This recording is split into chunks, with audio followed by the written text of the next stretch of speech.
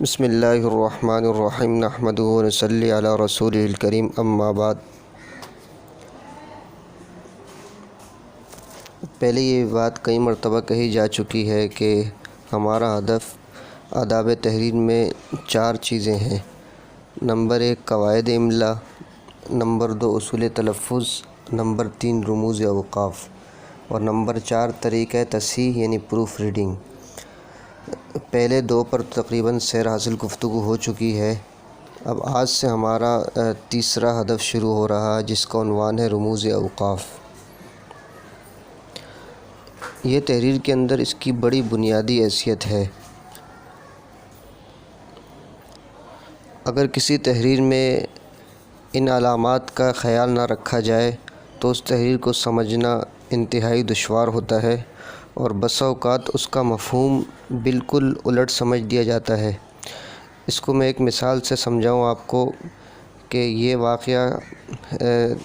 آداب تحریر کی کتب میں یہ واقعہ لکھا ہوا ہے کہ پرانے زمانے کے ایک بادشاہ نے ایک لشکر کو روانہ کیا۔ اس نے کسی ملک کی سرحد کو پار کر کے اس پر حملہ کرنا تھا، لیکن جوں ہی اس کے فوجی اور لشکر وہ سرحد کے پاس پہنچا تو بادشاہ کو انہوں نے خط لکھا کہ ہم آگے بڑھیں یا نہ بڑھیں۔ ساری صورتحال سے آگاہ کر دیا کہ ہمارا دشمن وہ بڑا قوی اور مضبوط ہے۔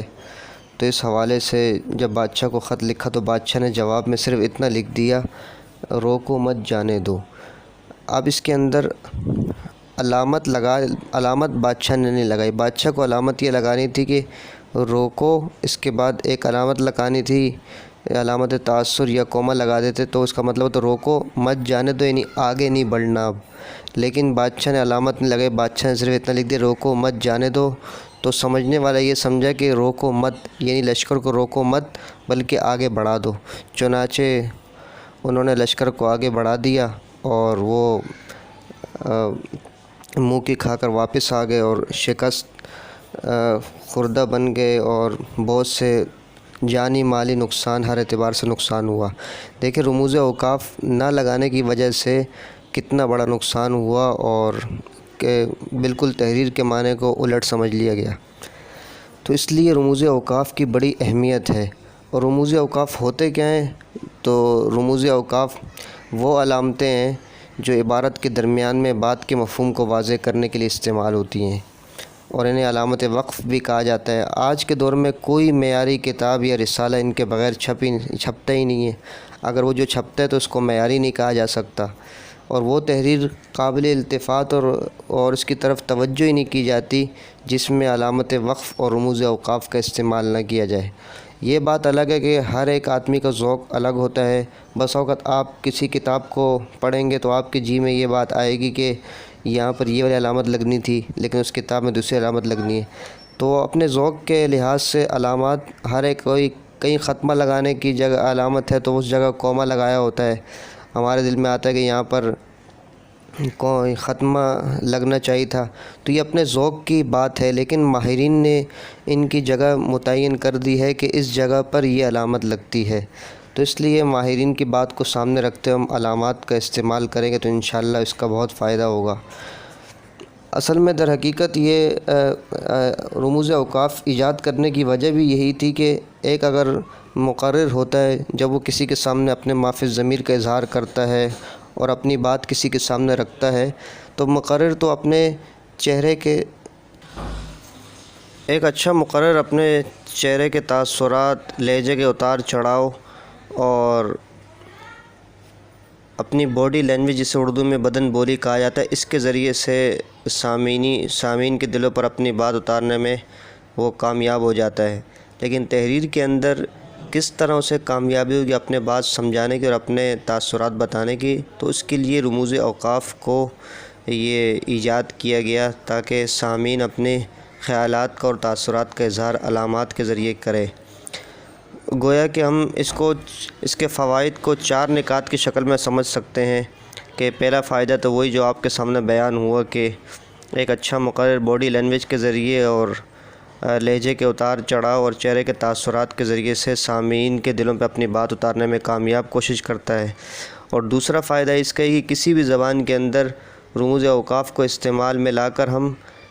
پڑھنے والے کے لیے، قاری کے لیے تحریر سمجھنے میں آسانی پیدا کر سکتے ہیں، اور اگر علامت وقف کا استعمال نہ کیا جائے تو پھر مفہوم بالکل الٹ بھی ہو سکتا ہے۔ اور تیسرا فائدہ رموز اوقاف کا یہ ہے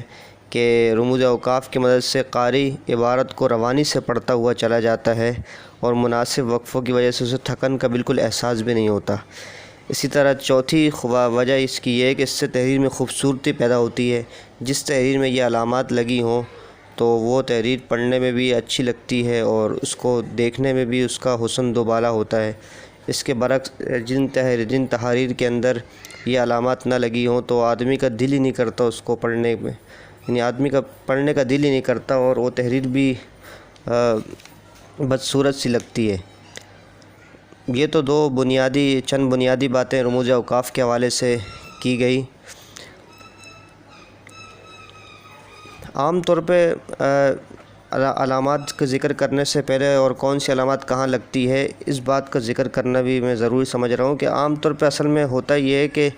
چونکہ ہماری انگریزی زبان ہماری درمیان رائج ہے اور زیادہ زور اسی زبان پر دیا جاتا ہے، اس لیے اکثر اردو کے علامات کو انگریزی کے نام سے تو سارے جانتے ہیں لیکن ان علامات کو اردو کے نام سے بہت کم جانا جاتا ہے۔ تو اس لیے میں کوشش تو یہ کروں گا کہ ان علامات کو سمجھانے کی کوشش کروں، لیکن اس سے پہلے یہ بھی عرض ہے کہ اگر کسی کے پاس کتاب نہیں ہے تو وہ مجھے بتا دیں تاکہ پھر میں اس کا پکچر وغیرہ بھیج دوں سبق کی، چونکہ یہ جو اسباق ہیں اس کے وہ میرے خیال سے شاید سننے سے سمجھ میں نہ آئیں، چونکہ بہت سی علامات ایسی ہیں جن کو لفظوں میں سمجھانا بھی مشکل ہے، تو اس لیے وہ سبق سامنے ہوں گے اور پھر یہ سبق سنا جائے گا تو انشاءاللہ اچھی طرح سمجھ میں آ جائے گی بات۔ تو چلیں علامات کو شروع کرتے ہیں، ان کو سمجھتے ہیں کہ کون سی علامات کہاں لگے گی۔ دیگر اسباق کی طرح اس سبق کے اندر بھی انشاءاللہ العزیز مشق بھی ہوگی اور آپ کو چند جملے دیے جائیں گے جن کے اندر علامات لگانی ہوں گی، تو اس لیے ہر علامت کو صحیح سمجھا جائے اور پھر اسی کے مطابق اس کو لگانے کی کوشش کی جائے۔ وہ بات الگ ہے، میں نے کہا کہ بسا اوقات ذوق کی وجہ سے علامات میں تھوڑا فرق ہو جاتا ہے، خاص طور پر جہاں پر یہ ختمہ اور یہ فصلہ جسے کوما کہا جاتا ہے جو الٹا واو، یعنی سکتہ، ختمہ اور سکتہ کی جو علامت ہے ان میں عام طور پر ذوق میں بہت فرق ہوتا ہے کہ کبھی ختمے کی جگہ پر کوما لگا دیا جائے، سکتہ لگا دیا جاتا ہے جسے انگریزی کے اندر کوما کہا جاتا ہے، اسی طرح کبھی ختمے کی علامت لگا دی جاتی ہے، تو ان میں آپس میں فرق بہت کم کیا جاتا ہے۔ اگر ان کا کوئی آگے پیچھے ہو جائے تو یہ مسئلہ نہیں ہے، لیکن اس کے علاوہ دیگر علامات ہیں ان کی جگہ الگ الگ متعین ہے، اگر ان جگہوں پر اگر ہم غلطی کریں گے تو پھر ہماری تحریر کے جو حسن کے اندر وہ خرابی پیدا ہوگی۔ تو پہلی علامت ہماری ہے وہ ختمہ ہے، جسے انگریزی کے اندر فل اسٹاپ اور ڈیش کہتے ہیں، اور اسے وقف کامل، وقف تام بھی کہا جاتا ہے، اور عربی اور انگریزی میں یہ علامت نہیں استعمال ہوتی، اس کی جگہ ڈاٹ اور نقطے کی ایک ڈاٹ اور نقطہ استعمال ہوتا ہے۔ اسے جیسا میں نے بتا بھی دیا کہ ختمہ ڈیش کو کہا جاتا ہے کہ جب بھی کہیں پہلا گراف عام طور پر جہاں ختم ہوتا ہے وہاں پر ایک علامت لگی ہوتی ہے، وہ علامت ضروری نہیں کہ پہلا گراف کے ختم پر ہی ہو، بلکہ یہ وہاں پر جہاں پر بھی کوئی بات پوری ہو رہی ہو، جملہ پورا ہو رہا ہو تو وہاں پر یہ علامت لگتی ہے، اور اس علامت کی وجہ سے ایک جملہ دوسرے جملے سے جدا ہو جاتا ہے، اور کوئی اگر لکھنے والا لکھاری اگر سامعین کو بتانا چاہے کہ میں الگ الگ جملے استعمال کر رہا ہوں اور یہ جو ہر بات کا تعلق وہ یعنی الگ الگ حیثیت ہے، ہر بات کی الگ الگ حیثیت ہے، تو ان تمام باتوں کے درمیان میں یہ ختمہ اور ڈیش کی علامت لگتی ہے۔ اس کو چند مثالوں سے سمجھتے ہیں۔ مثال کے طور پر پہلے میں ایک جملہ بتا رہا ہوں کہ ایک جملہ ہے کہ آج عید کا دن ہے، ہر طرف چہل پہل ہے، ایسا لگتا ہے جیسے میلہ لگا ہوا ہے۔ اب دیکھیں یہاں پورا ایک جملہ ہے، لیکن اس سے اگر ان جملوں کے درمیان میں علامت نہیں لگائیں تو پھر یہ اس کو سمجھنا مشکل ہو جائے گا، تو علامت لگائیں گے کہ آج عید کا دن ہے، اس کے بعد ختمے کی علامت لگے گی، پھر دوسرا جملہ ہر طرف چہل پہل ہے، اس کے بعد ختمے کی علامت لگے گی، پھر تیسرا جملہ ایسا لگتا ہے جیسے میلہ لگا ہوا ہے۔ تو ان تینوں کے بعد چونکہ ہر ایک کامل جملہ ہے، تو اس لیے یہ ہر جملہ دوسرے جملے سے جدا کر دیتا ہے، تو اس لیے یہاں پر ہر ایک کے درمیان میں ختمے کی علامت لگے گی۔ اور دوسری مثال جیسا کہ دی جاتی ہے کہ آج میری طبیعت خراب ہے، آپ کل تشریف لائیں۔ اب یہاں پر بھی دیکھیں کہ آج میری طبیعت خراب ہے، یہ الگ جملہ ہے، یہاں اس کے بعد ڈیش لگ جائے گی، اور اس کے بعد ہے آپ کل تشریف لائیں، یہ الگ جملہ ہے۔ تو اس طرح الگ الگ جملے اگر عبارت کے درمیان میں بھی آ جائیں تو پھر اس میں بھی یہ علامت لگتی ہے ختمے کی۔ اب ان جگہوں پر بعض اہل ذوق، یعنی میں نے پہلے ہی بتایا کہ ذوق کا فرق ہوتا ہے، بعض حضرات اس جگہ پہ آج میری طبیعت خراب ہے، آپ کل تشریف لائیں، یہاں قومے کی علامت بھی لگا دیتے ہیں جسے سکتہ کہا جاتا ہے۔ تو یہاں تک تو ہماری پہلی علامت ختم ہو گئی۔ دوسری علامت ہمارے تحریر میں استعمال ہوتی ہے سوالیہ نشان۔ سوالیہ نشان تو ہر ایک جانتا ہے کہ یہ کوئسچن مارک جسے کہا جاتا ہے۔ یہ علامت بھی عام طور پہ تو ہم یہ علامت سوال کے ختم پہ لگاتے ہیں، اور یہ بھی اس سوال میں لگتی ہے جہاں پر کہاں واقع اس طرح کے الفاظ ہو، کہاں، کب، کون، اس طرح کے الفاظ جہاں پر آئیں تو یہ علامت لگتی ہے۔ یہ علامت ہم یہ سمجھتے ہیں کہ شاید بس کتاب میں جہاں سوال ہوگا یا جہاں پر ہم سوال اور کوئسچن لکھ رہے ہوں گے اس کے بعد یہ علامت لگے گی۔ حالانکہ اگر تحریر کے درمیان میں بھی کوئی سوال یا نشان آ جائے یا سوالیہ بات آ جائے تو وہاں پر بھی یہ سوالیہ علامت لگے گی۔ مثال کے طور پر اگر کوئی تحریر لکھ رہا ہے سیاست کے موضوع پر، تو وہ وقت کے وزیر اعظم سے سوال کر رہا ہے کہ وزیر اعظم جو ایجنڈا لے کر حکومت میں آئے کیا وہ اس پر پورا اترے، تو اس کے بعد یہ علامت لگ جائے گی سوالیہ علامت۔ اور اس کی بھی چند مثالیں آپ کے سامنے، یعنی اگر عبارت کے اندر اس طرح کے جملے آ جائیں تو یہ علامت لگے گی۔ مثال کے طور پر قیامت کب آئے گی، ناشتہ کب بناؤ گی، کیا آپ کراچی جا رہے ہیں، کیا ہم مقابلہ جیت چکے ہیں۔ تو یہ شاید چاہے ابتداً سوال کیا جائے یا کسی تحریر کے اندر آگے چل کر اس طرح کے کوئی سوالیہ بات آ جائے جس میں کب، کون، کہاں، اس طرح کے الفاظ آ جائیں تو یہ علامت استعمال ہوتی ہے۔ اور اس کے بعد تیسرے نمبر پہ ہمارے سامنے ہے وہ سکتہ۔ سکتے کو جو انگلش میں کوما کہا جاتا ہے، عربی میں فصلہ کہا جاتا ہے۔ یہ ایک الٹے واؤ کی طرح ایک شکل ہوتی ہے، ویسے آپ جانتے ہیں لیکن میں اس وجہ سے سمجھانا چاہ رہا ہوں کہ تاکہ اچھی طرح سمجھ میں آ جائے، ورنہ سکتہ لوگ سمجھیں گے کہ سکتہ شاید کہ کوئی بیماری کا نام ہے، حالانکہ بیماری نہیں ہے بلکہ یہ ایک علامت ہے۔ یہ علامت وہاں لگتی ہے جہاں پر چھوٹا سا اور مختصر وقفہ کرنا ہوتا ہے، اور جس میں ہلکا سا وقفہ کر کے آگے بات بڑھا دی جاتی ہے۔ یہ علامت وہاں لگتی ہے کہ جہاں پر جب دو لفظوں کو ملا کر پڑھے جانے کا اندیشہ ہو اور اس سے معنی میں خلل پیدا ہو رہا ہو تو اس کے درمیان میں علامت لگتی ہے۔ اور اس میں ایک بات یہ بھی یاد رکھیں کہ چند مستثنیات اور چند جگہیں تو اس سے الگ ہیں اس اصول سے، لیکن اکثر جگہوں پر لفظ اور تو اس سے پہلے یہ کومے کی علامت نہیں لگتی۔ فتاویٰ میں لفظ اور بہت زیادہ استعمال ہوتا ہے، اسی طرح درخواست کے اندر بھی، اپلیکیشن کے اندر بھی استعمال ہوتا ہے، تو اس لیے اس سے پہلے یہ علامت اور لفظ تو سے پہلے یہ علامت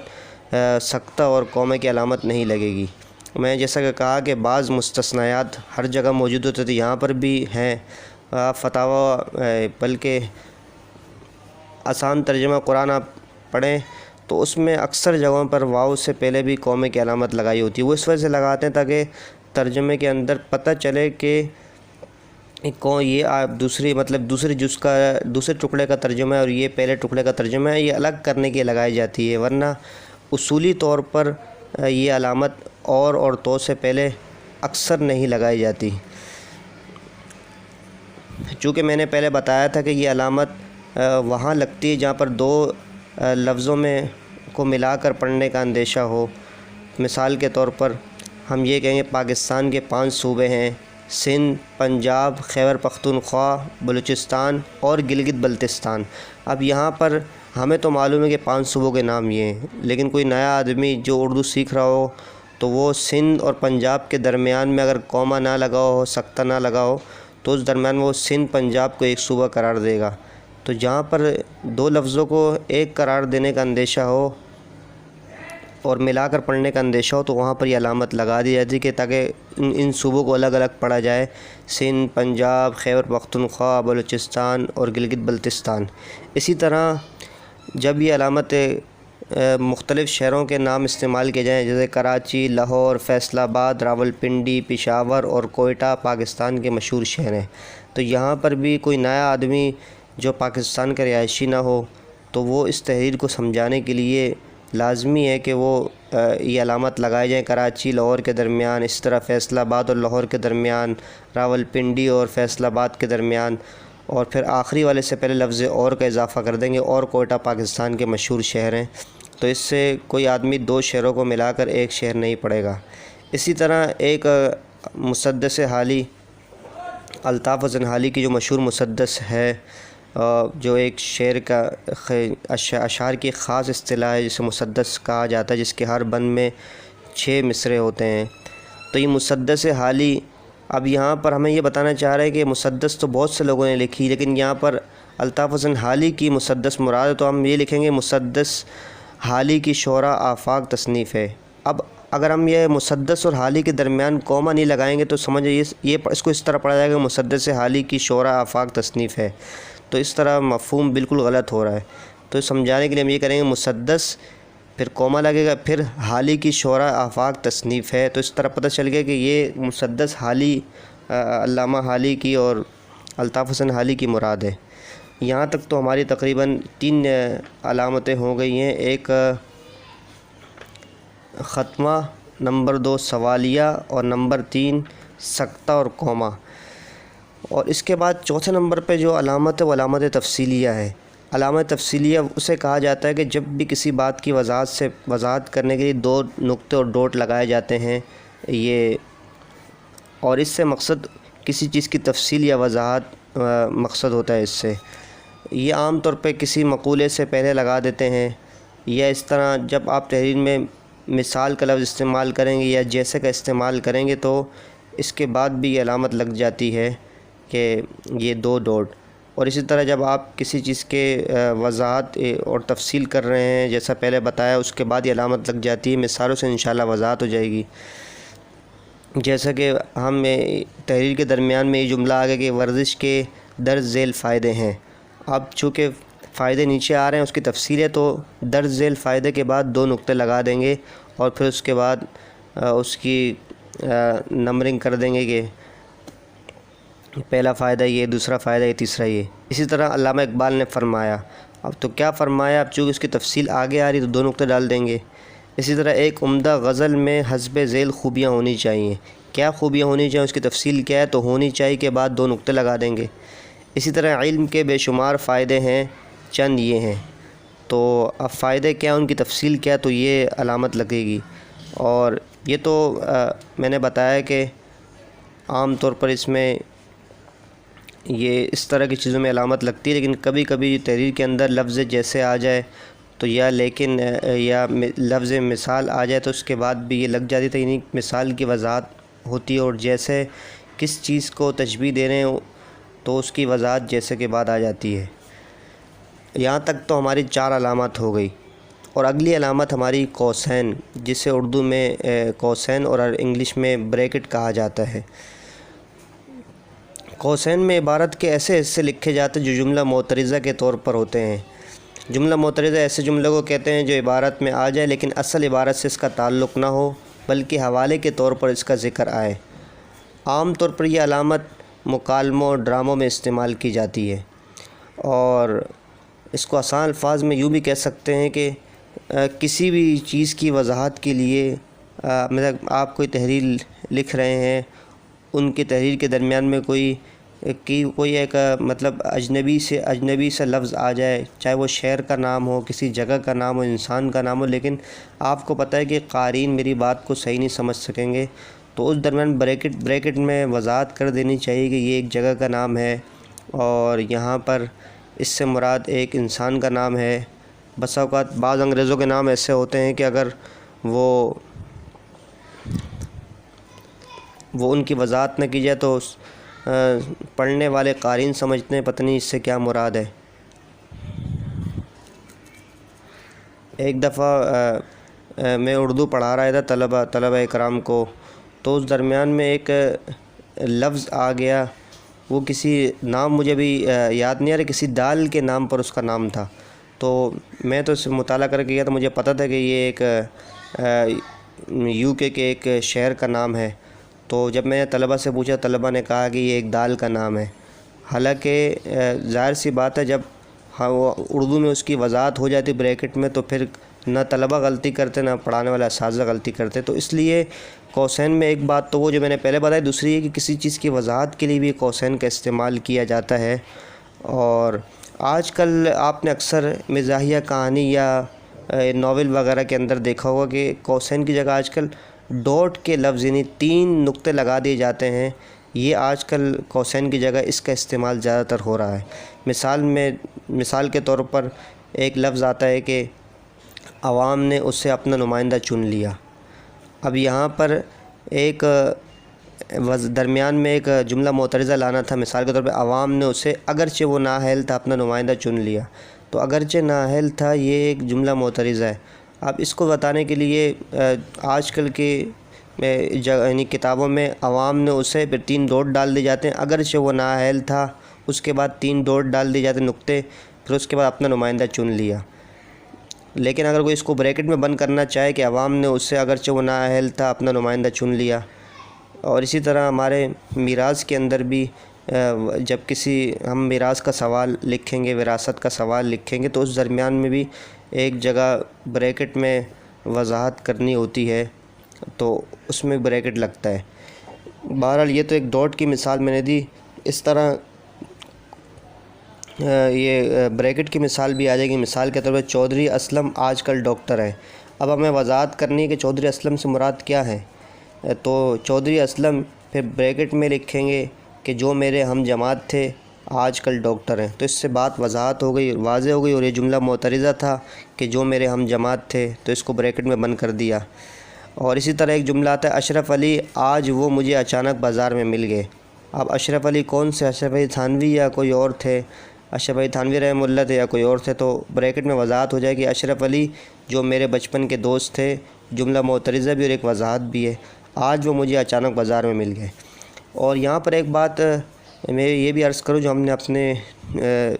ٹیچرز اور اساتذہ سے سنی ہے کہ یہ عام طور پر تحریر میں جب بریکٹ آ جائے تو اس کو یعنی کر کے پڑھتے ہیں۔ مثال کے طور پر اشرف علی یعنی جو میرے بچپن کے دوست تھے آج وہ مجھے اچانک بازار میں مل گئے۔ چودھری اسلم یعنی جو میرے ہم جماعت تھے آج کل وہ ڈاکٹر ہیں، تو اس سے بریکٹ کو یعنی کر کے پڑھنے سے ایک پڑھنے کے درمیان تسلسل باقی رہتا ہے اور اس طرح بات اچھی طرح سمجھ میں آ جاتی ہے۔ آج کے سبق کی ہم اگلی علامت پڑھتے ہیں اور یہ آج کے سبق کی آخری علامت ہے اور وہ ہے واوین۔ واوین کو مطلب 2 واو ہوتے ہیں، جب بھی آپ کہیں سے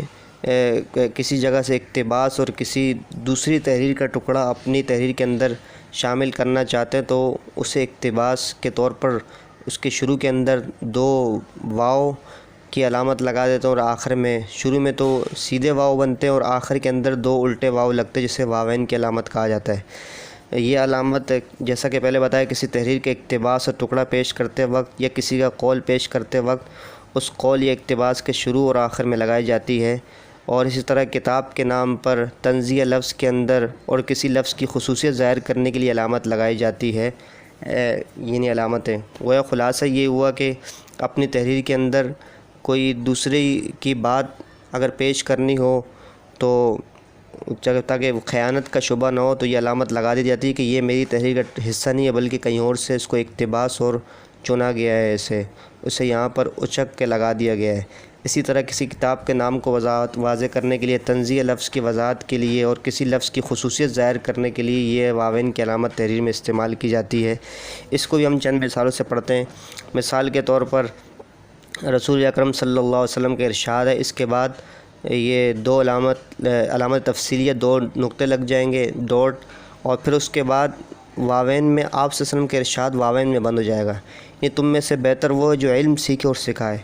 اسی طرح ایک اور مثال ہے، حدیث میں ہے، نبی اکرم صلی اللہ علیہ وسلم کے ارشاد ہے، یہاں پر بھی دو ڈاٹ کے بعد واو علامت ہے،